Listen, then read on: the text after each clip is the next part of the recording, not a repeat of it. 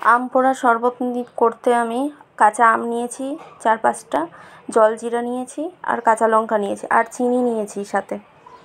দেখতে থাকো আমি কেমন করে করছি। খুবই সহজ পদ্ধতিতে করছি, কোনো কিছু আর এক্সট্রা অ্যাড করব না, শুধু এই জলজিরা দিয়েই করব। প্রথমে এই আমগুলোকে পুড়িয়ে নিচ্ছে একটা একটা করে, সুন্দর করে ভালো করে তেল মাখিয়ে পুড়িয়ে নিচ্ছি। কাঁচা লঙ্কাগুলোকেও পুড়িয়ে নিলাম, তারপরে ঠান্ডা জলে ভিজিয়ে রাখবো 10 মিনিট, তারপরে ছাড়িয়ে নেব। ছাড়ানো হয়ে গেলে আটিগুলো ছাড়িয়ে নেব, তারপরে চিনি অ্যাড করব।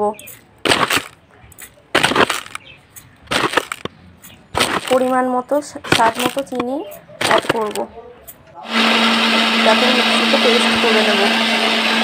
হাতে করেও পেস্ট করা যাবে চাইলে, কিন্তু আমি মিক্সিতে করে নিয়েছি।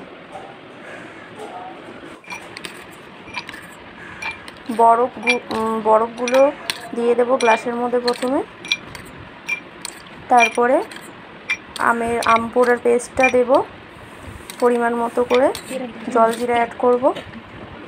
জলজিরা 2 প্যাকেটেই হয়ে গেছে, অতগুলো লাগেনি, 2 প্যাকেটেই হয়ে গেছে।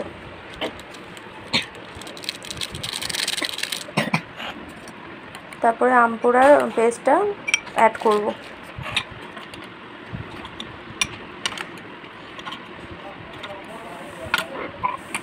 এই আম পোড়া শরবতটা গরমকালে খেলে পরে শরীর ঠান্ডা থাকে, খুবই উপকারী।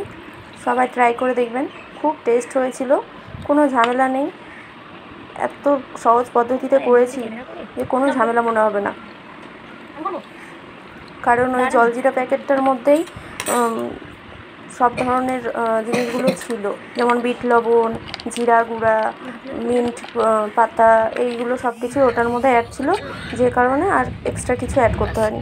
খুবই টেস্টফুল হয়েছিল।